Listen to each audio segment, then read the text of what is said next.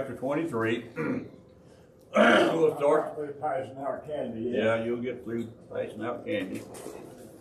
We'll start this morning with verse 55. Huh? We're going to start in verse 55. Yeah. Okay. All right. Luke chapter 23, verse 55. Are the Joneses on their way? Are they here? They're back there? Okay. Good. That's good. That's it. No. Good to see Mr. Johnny McFarland with us again. He was here Wednesday night. I suppose he was here last Sunday. Also, very good to have him. Nice about cold. If y'all will be a little, just overlook me. Pat called Andy at 6 o'clock this morning, I've had you before. I think,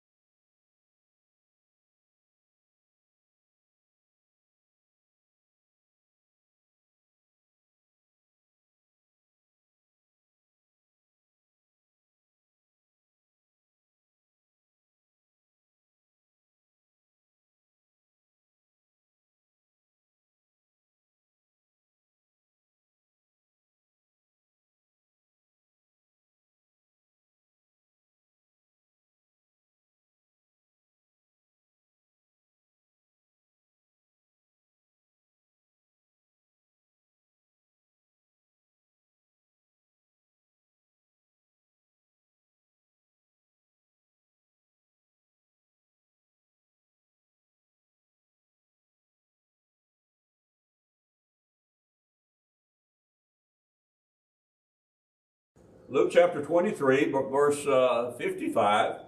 We spent last week or 2 weeks ago, rather, discussing Jesus having died on the cross, and a man named Joseph of Arimathea, along with Nicodemus, have asked for the body of Jesus so that they might bury it.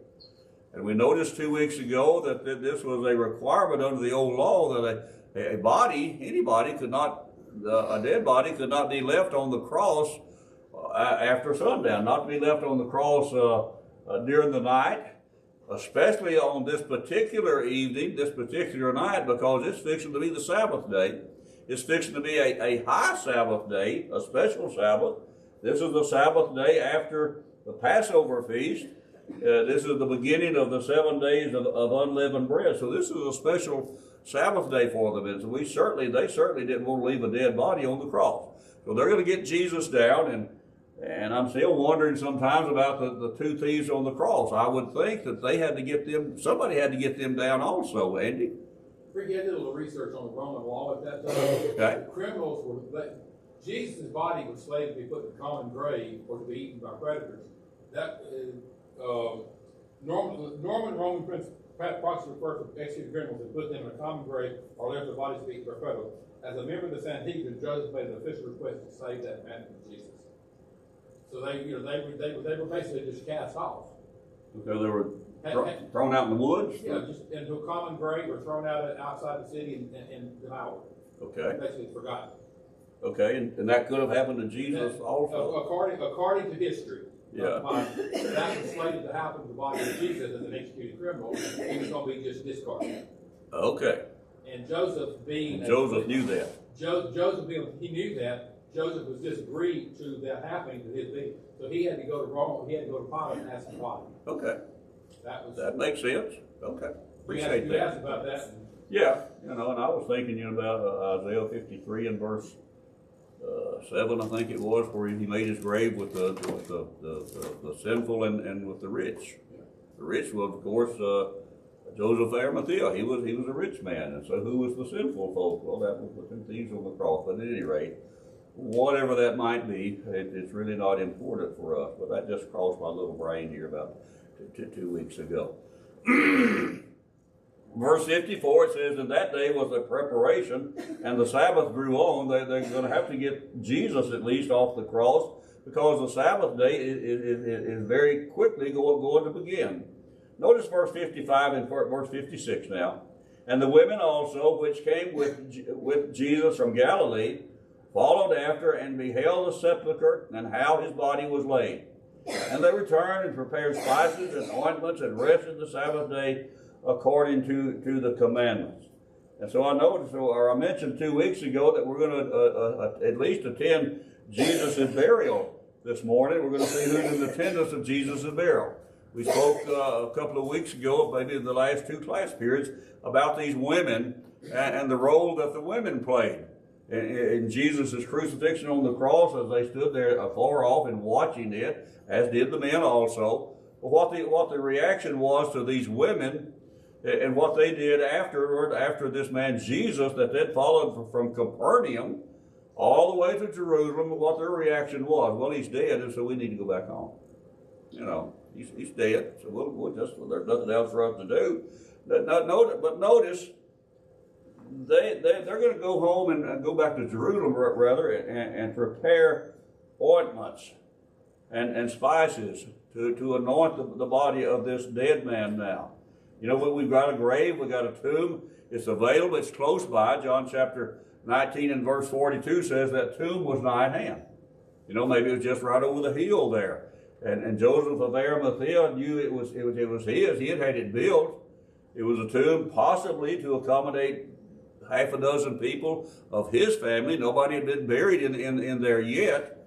And so he knows it's right over the hill there. Let's go take him right there and bury him, because the Sabbath day was close at hand. It's fixing to start. But now notice who's at the burial. The women from Galilee. They followed. Verse 49 of chapter 23 tells us, "And all his acquaintance and the women that followed him from Galilee." We need to understand that they didn't jump in their minivan and drive down to Jerusalem. They didn't get there in 4 or 5 hours. I don't know how long it took them to get from Capernaum down to Jerusalem. Several days, several weeks. I don't know. This wasn't a pleasure trip. I'm sure that wasn't an easy trip for the women, especially. By the time they get to Jerusalem and they spend a few days in Jerusalem, I'm sure they're tired. And especially after they viewed the crucifixion of this man, it's time for me it's time to go back home. It's all over with. We followed him from Capernaum, but now what else can we do?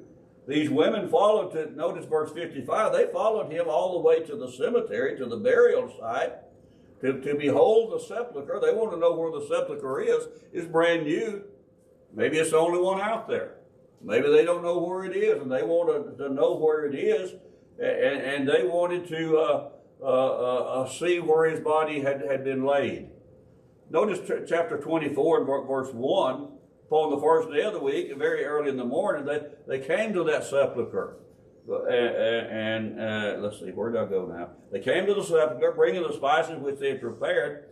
And notice, and certain others with them. Certain other people that have gone now with these women. Harold, there's the men. Notice verse 10. Luke chapter 24, verse 10. It was Mary Magdalene and Joanna and Mary, the mother of James, and the other women that were with them. The other folks that were with them in verse 1 were some other women. It's still the women folks. Taking care of Jesus after he's been dead and buried now. He's been in the grave 3 days. And they're on their way out there early in the morning that they can anoint his body with. They attended this burial. They were the first to visit the grave on the first day of the week. You know, I still wonder, you know, where's the men? Mark chapter 16 and verse 13 tells us on their way out there, it dawned on them, it's got that big old stone. Remember, they rolled the stone across the mouth of the cave, and so we can't get in there. We just will go back. We can't even get in there. They quit and went back. Of course, they didn't do that. Does the Lord always prepare a fix a way for us? If we're going to try to do the right thing, he's going to help us. Yeah, yes, he will. Yes, he will. And I think the Lord intervened there for these women also. But notice verse 55. They wanted to know how his body was laid. How do you lay a dead body, Andy? Horizontal, ain't it? I don't really know. I think it meant, here again, the word laid there is, you throw me a curve, I didn't prepare for the class. Well, that was still a part of my little thing with the two thieves on the cross. How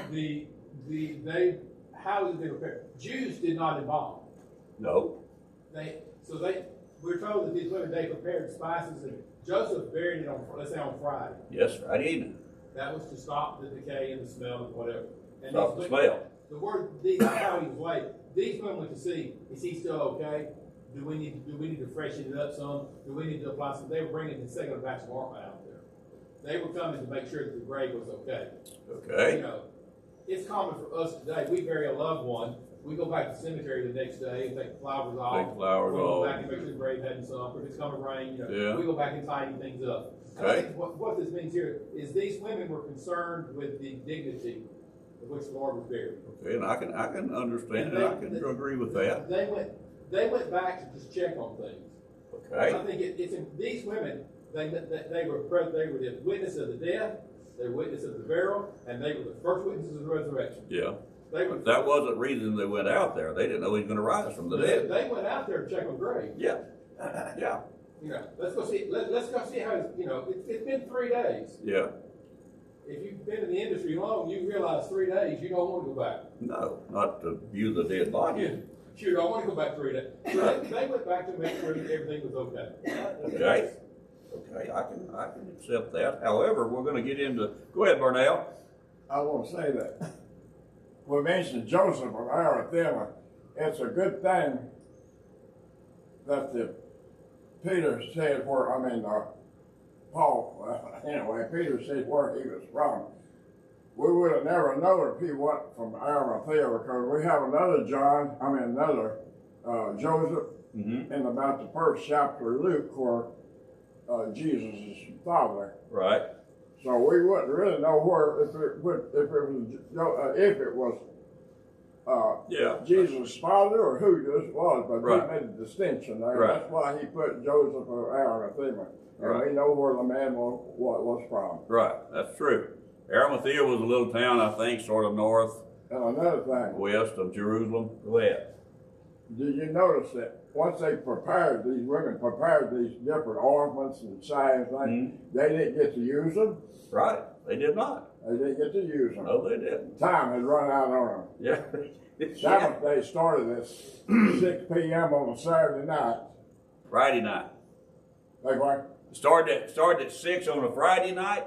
Yeah, Friday night. Yeah, okay. Okay. So they didn't get back in time to put the ointment on them. Okay, that's true. And they took it to the grave too, but they didn't get to put it there because he is gone. Right. You know, John chapter 20 tells us that Joseph of Arimathea and Nicodemus anointed his body and wound it up in this linen cloth. But men being men, they don't do that as good as women probably. They just was in a bit, they had to get the body buried quickly. If the body's still laying on the outside of the tomb, and now it's Sabbath day, and the body, I guess, just stays on. You don't do any work on the Sabbath day, regardless of the body or whatever it is. Should have been buried before the Sabbath day. So they were limited in their time that they could do this. But notice, they wanted to see how his body was laid.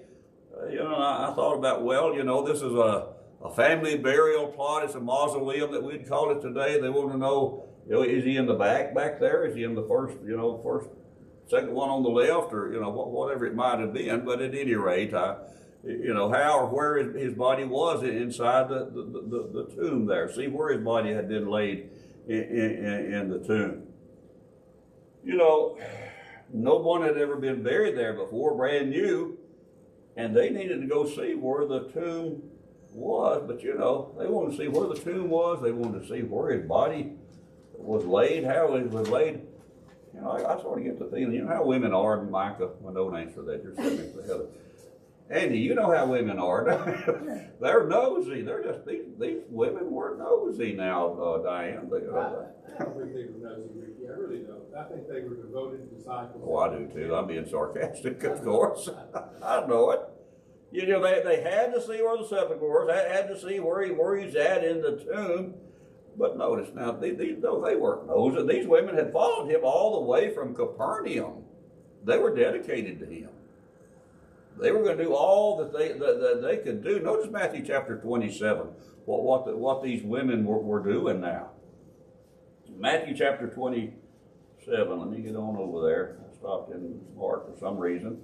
Matthew chapter 27 and verse 55 says, and many women were there beholding afar off Jesus on the cross, which followed him from Galilee, ministering unto him. These women were ministering. They were aiding Jesus in whatever it was that Jesus needed. Unto Jesus and all the other folks with them, I'm sure. Notice Luke chapter 8. Again, what these women were doing and who it was that was doing this. No, they weren't nosy. Luke chapter 8, verses 1, 2, and 3. And it came to pass afterward that when Jesus went throughout every city and village, preaching and showing the glad tidings of the kingdom of God, and the 12 apostles were with him then, certain women which had been healed of evil spirits and infirmities, Mary called Magdalene, out of whom went 7 devils, and Joanna, the wife of Chuza, Herod's steward, and Susanna, and many others, notice this, which ministered unto Jesus out of their substance. Apparently some of these women had maybe a little money or something that they could help Jesus with. And they were using their stuff, whatever it was, to aid Jesus on his way from Capernaum all the way to Jerusalem. Now he's dead and buried in this tomb. They've gone home and prepared spices themselves, and they're going to come out early in the morning on Sunday morning, first day of the week, and tend to his body again. No, these women weren't nosy.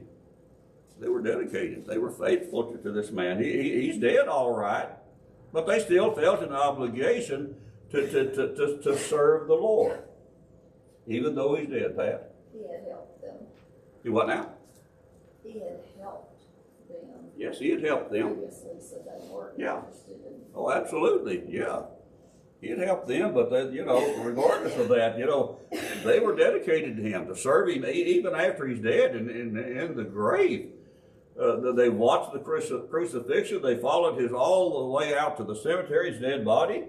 They're going back now to Jerusalem. Rather, they'll be back on the first day of the week. They're going back early in the morning. Early in the morning. Notice verse 56. And they returned. We're talking about the women here. And they returned, and they took a nap. Andy, what does your version say then? You're shaking your head no. They prepared spices and ordered, they got up and got ready. Yeah, but now, they're tired. Don't you think these women were tired? I'm sure they've been through a lot, Ricky. They had. But it shows their faithfulness to do that which is needed to be done.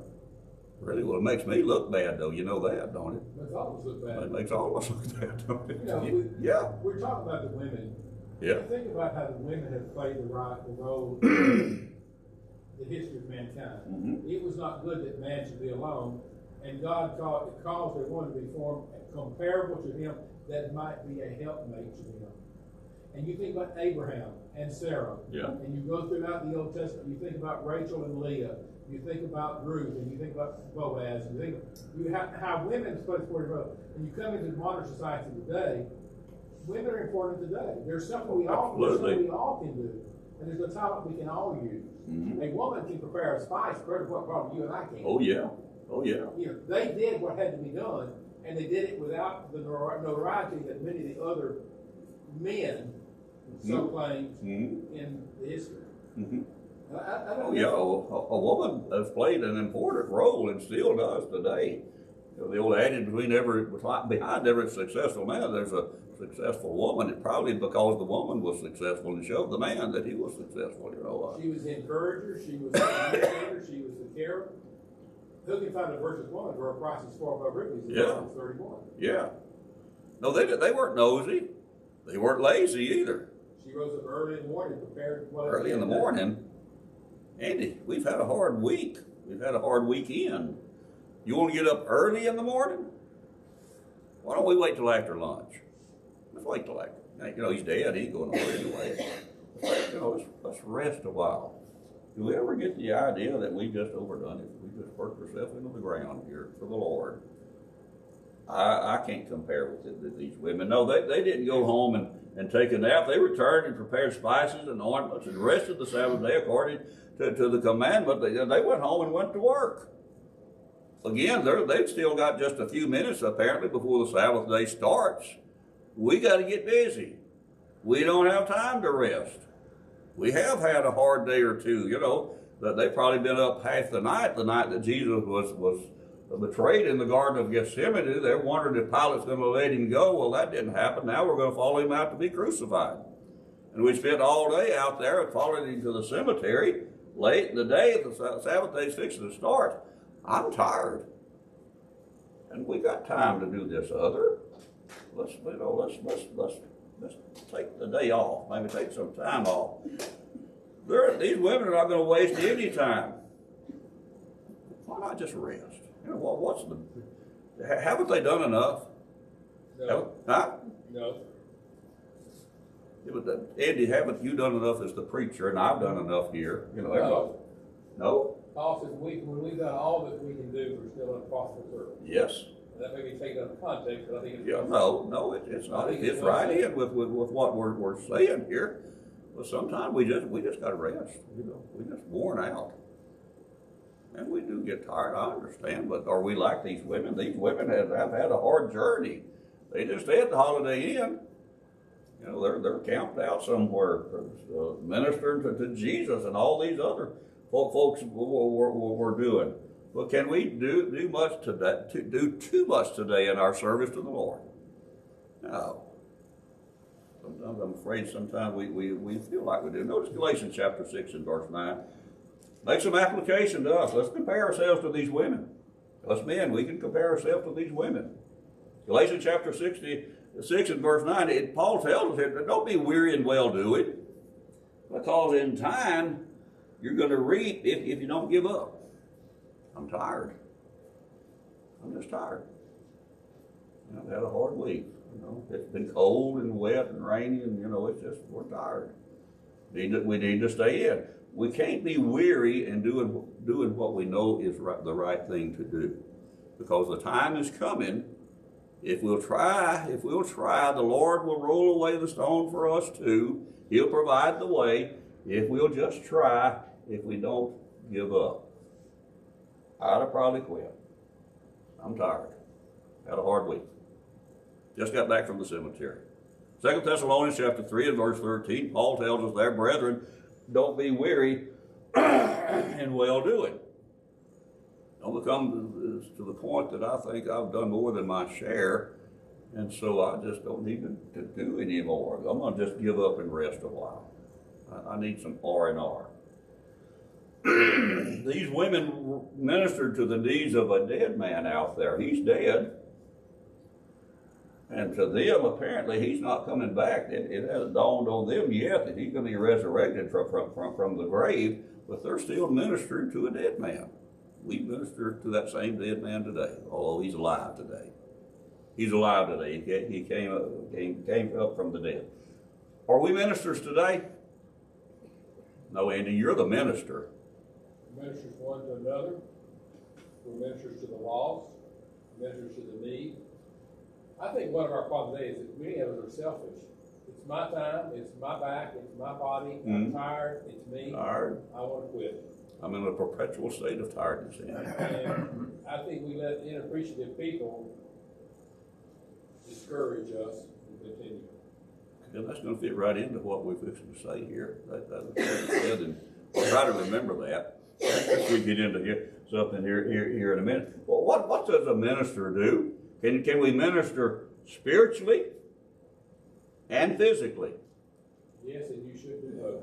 Yes, and we should do both. Yes. You know, to minister is to give service, aid, help, furnish, supply spiritually, or the same thing in a physical way. We all can't be preachers like Andy. I can't minister like Andy does, but can I do that in some other way? Encourager, yeah. But I can't be hospitable like Pat can either, because she's a better hospitable person than I am. Hell yeah, but I look at the word ministry as the word to serve. to serve, yes. Christ came not to be ministered to, but to minister. How does it go, Andy? He didn't come to be served, but to serve. Yeah. Yeah. We have legislature people we go into, they're there to serve us. They're supposed to be, yes, sir. That's physical. Right. Ministry. Right. But we can all minister today. We don't have to be the preacher. We're all should be ministered today. Have we been ministered to? We've been ministered to. Now go with me to 1 Peter chapter 1. Make a little application here. We're comparing ourselves to these women here. Us being also going to compare ourselves to these women. 1 Peter chapter 1. While you're going there, I'm glad Bernard used what he did. It reminded me of the sermon last Sunday night. Okay. In Romans 13, talking about paying your taxes, they're God's ministers, continuing to this very thing.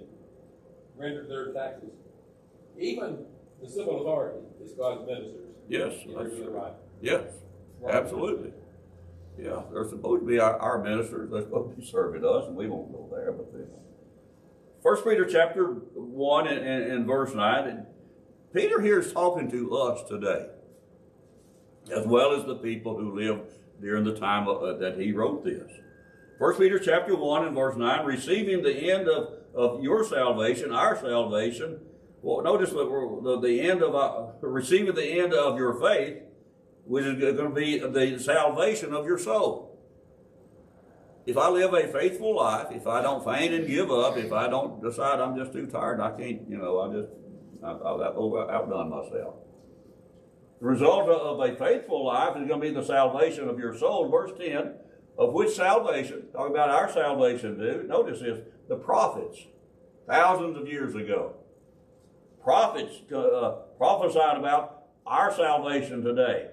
Of which salvation the prophets, they've inquired, they've searched diligently, who prophesied of the grace that's going to come unto us. They prophesied about it. And they're scratching their heads wondering about it. Is that going to be for them, or is that going to be for us later on? Verse 11, these prophets, they searched what manner of time is this going to happen? Now, I'm sure they were hoping it's going to happen during their lifetime. Time the Spirit of Christ which was in them did signify. What is it, this Spirit of Christ that they have in them, enabling them to prophesy? What time is going to happen? When it testified beforehand the sufferings of Christ and the glory that should follow. Verse 12, unto whom it was revealed that not unto themselves. It wasn't for them. It's for us. Unto whom it was revealed that not unto themselves, unto us they did minister the things which are now reported unto you. They served us in a spiritual way. They prophesied about this coming Christ and his crucifixion on the cross, the glory that's going to follow, the glory that's going to follow for you and I today. they ministered to us. Maybe they probably didn't know that, but that's exactly what they were doing. Ephesians chapter 3 and verse, notice the verse, I think it's verse 11. Ephesians chapter 3 and verse 11, notice it. Something is according to the eternal purpose which God purposed in Christ Jesus our Lord. What's he talking about there? Something is according to the eternal purpose. This was God's intention. Notice what he's talking about. Back up one verse. Verse 10. If you read on in that same chapter 3, you see that it says there that we that were far off, we that are now, have come to the blood of Christ through the blood. It shows that Christ went both ways there. Yes. I think it does. To me it does now. Yeah. Okay. It's somewhere there in chapter 3 of Galatians. Yeah, okay. We're in Ephesians, but yeah, probably so. Hebrews chapter 9 and verse 15 is that those that were lived under the old law, Andy, were saved by the blood of Christ. So, but notice what verse 10, the eternal purpose that God purposed is described in verse 10. To the intent now that unto the principalities and powers in heavenly places might be made known by the church the manifold wisdom of God. Have I got an obligation to minister in spiritual things, if I'm able to do, through the church, through you and I as members of the church, we're the church, through us the church is going to be made known to the people in the world, God's manifold wisdom. And that's God's purpose from the very beginning. We can we can minister in spiritual things, but look, I'm not a preacher like Andy. I'm not a preacher like Andy. Ricky, I don't want to distract the class, but our service many times needs to be in the physical sense to our fellow man, so that they see Christ living in us.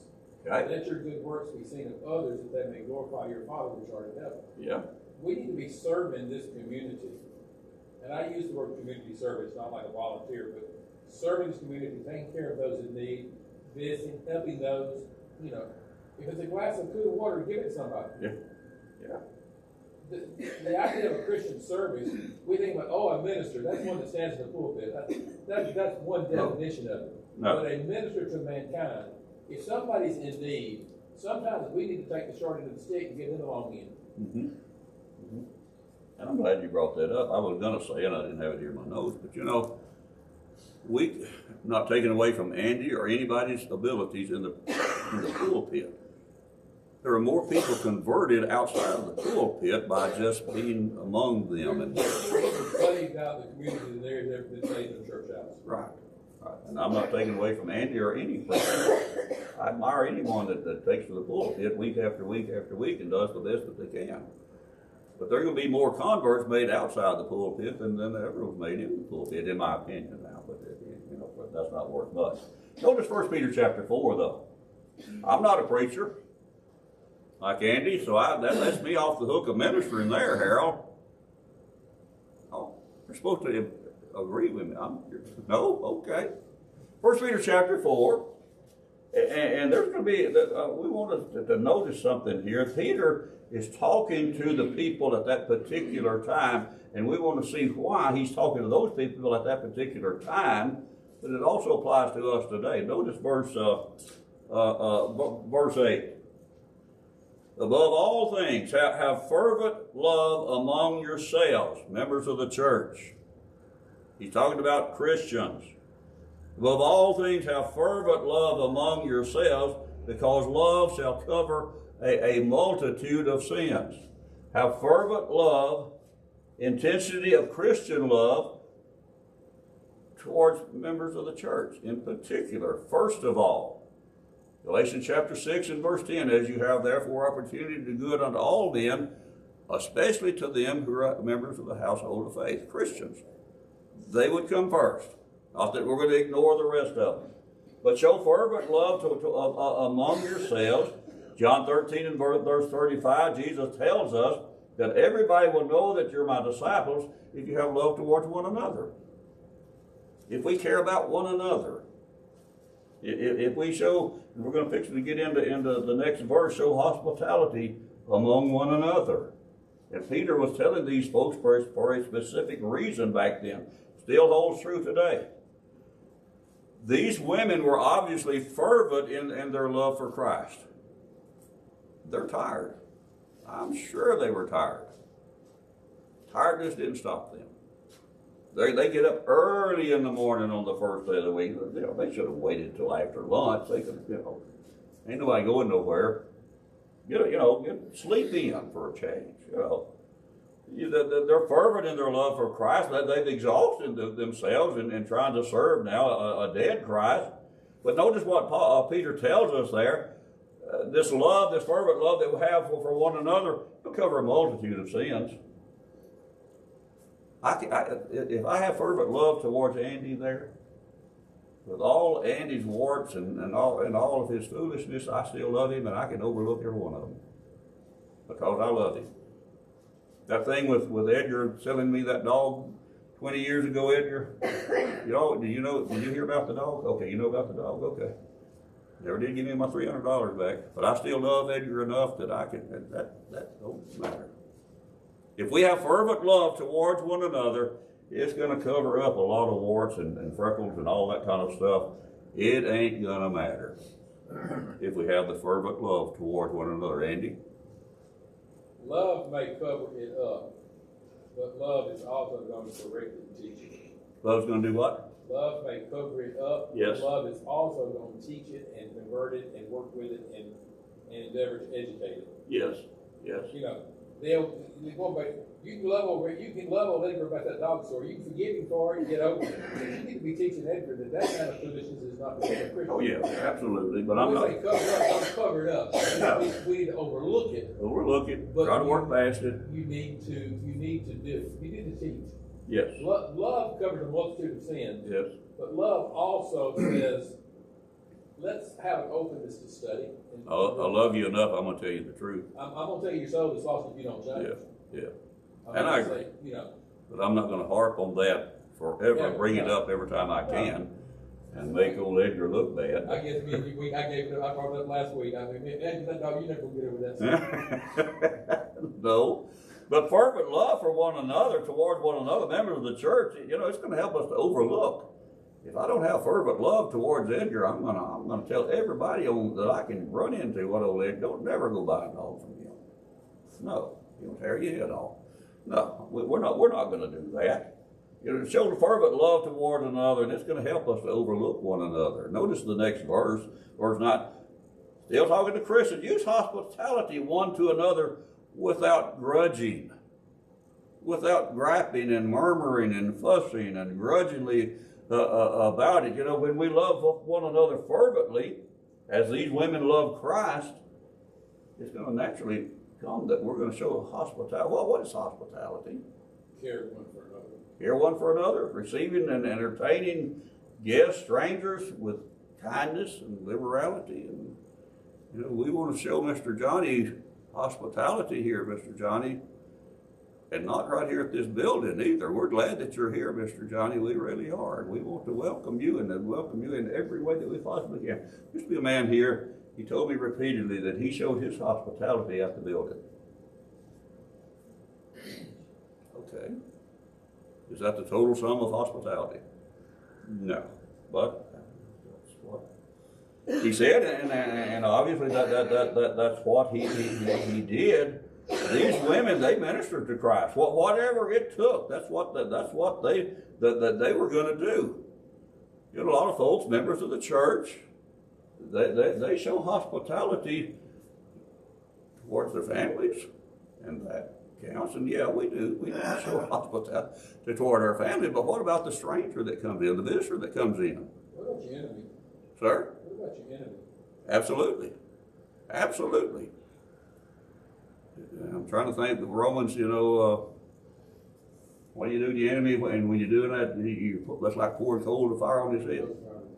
Yeah, okay. Well, that's not the intention to make him feel bad. But just love your enemy, yeah, no matter what. No matter what, just do that. These women were tired now. They're tired. Can you imagine me being there? I'm tired, Edgar. I'm going home. I'm tired. 4 heaps of call upon the scene. Yeah, yeah. You know, he'll notice what you're doing. You're treating him kindly. He will notice that. He'll know that you're not treating him badly. But these women continue to minister to Christ, whatever it took. Romans chapter 12 and verse 13, we're to distribute the necessity of the saints, and we're the people that are given to hospitality. We're going to help one another. They're ministering to Christ. We can minister to one another. Notice Luke chapter 14. I hear it often that members of the church, they show hospitality to their family. Well, that's John. It didn't look right. Luke chapter 14, verse, where did it go now? Verse 12. 14 to verse 12. Notice Jesus speaking here. He said, when you make a dinner or supper, we prepared a big meal here now. We're going to get all the family together. We're showing hospitality. Notice what he said. When you make that big supper, don't call your friends. Don't call your brethren. Don't call your kinfolks. Don't call the rich neighbors. Don't invite them. Is it okay to get together with your family? Yeah. Exclusively? To the exclusion of everybody else? No. You know, the only way that the church will grow here or anywhere is that we show hospitality. We're going to convert more people out of the pulpit than we do anywhere.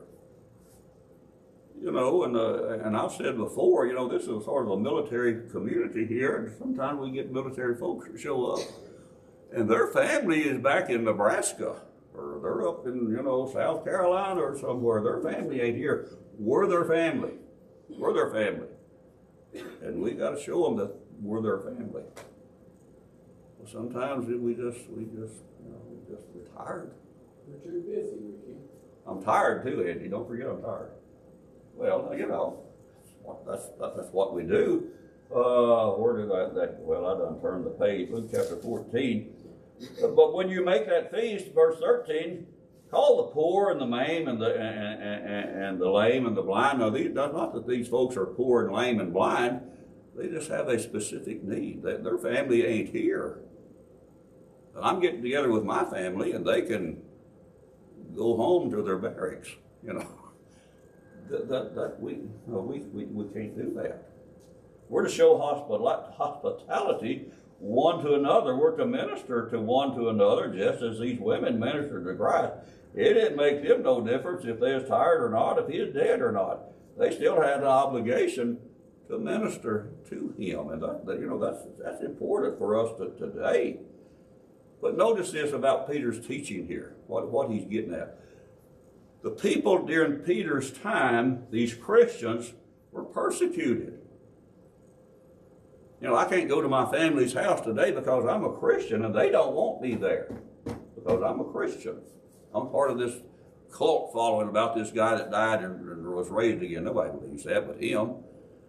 Christians weren't welcome. You Christians show fervent love to one another because you may not be welcomed in the community. These Christians during Peter's time here are traveling sometimes. They're not staying in the Holiday Inn Express either. They're going to have to knock on somebody's door at the end of the day. We're already out of time. At the end of the day, they're going to have to knock on somebody's door. Can I spend the night with y'all? We're traveling. Well, no. Are you a Christian? Well, I'm a Christian. No, we don't want you here. Show hospitality, you Christians, during this time because there is a real need for it. Now, what if those same Christians that knocked on the door, this fellow that answered the door, he's a non-Christian. You're a Christian. Yeah, come in here. I need to talk to you. And he's going to convince me that I'm doing the wrong thing. I'm going to be influenced in the wrong way. I've knocked on the non-Christian's door. He drags me in and he starts to chew me out.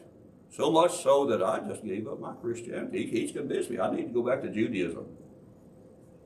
Can that happen today? Can that happen today?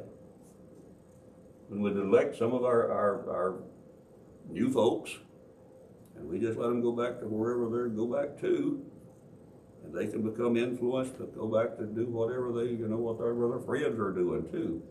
Folks, that's the reason that we have to show hospitality towards one another. That's the reason that they had to show hospitality. Notice the next verse before we quit. Verse 10. As every man hath received the gift, even so minister the same one to another. Now some folks argue that he's talking about spiritual gifts. It could be anything. I don't think that takes a thing away from this, that it might be has God blessed us in this life physically? Yeah. If any man, as every man has received the gift, whatever it might be, God has blessed us immensely. So minister that same gift one to another. Help one another, without grudging. And it can't be just the preacher. That's the way that we all can minister to one another. It's very important that we minister one to another, and not just among the and Pat. We're going home and we're going to do our thing. We've got to help one another. If our members of the church go home and they're associated with their friends or neighbors or whoever it might be, they might become associated to the point that they become even more weak. They need to be around other Christians. Need to be around other Christians so that Christian influence will not be in a negative way. Galatians chapter 1 and verse 6, Paul says, I'm marveled, I'm surprised that you were so soon removed. So soon you changed your mind. It can still happen today. Evil communications, really matters. 1 Corinthians chapter 15, verse 33. Evil communications, evil, not that our friends and family are evil, it's just that they might influence us in the wrong way. And so here we go. We have to show fervent love. We have to show hospitality towards one another. You know, if a Christian were influenced by other Christians through their hospitality, we're probably going to get stronger instead of getting weaker. And I think that's the reason that Peter put that in, and he wrote that for the folks during his time. It was much needed, and it is still much needed today. If we don't do it, that people will become influenced in the wrong way. Anyone have any comment? Before you close verse 56 and Luke 23, Yes, sir. the last words of it, and they rest on the Sabbath according to the commandments. We see another attribute of these women. Yes. They did it according to the commandments. They knew the Old Testament law. They did not violate it. Okay. They were not renegades. I use that word to like a better one. Okay. That brings up our question for next week. They rested on the Sabbath according to the commandment. They're living under the old law. They're Jewish women. Keep in mind, they're going out to the graveyard to anoint a dead body.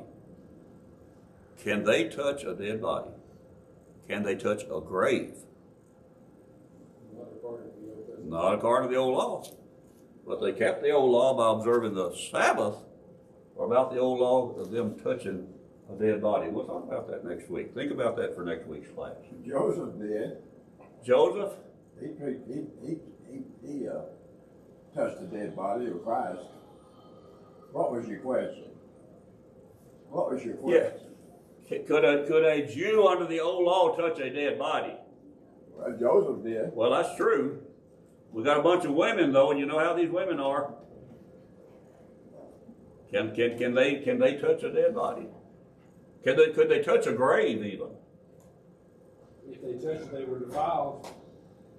And the defilement was only going to last 9 days. But we'll talk about that next.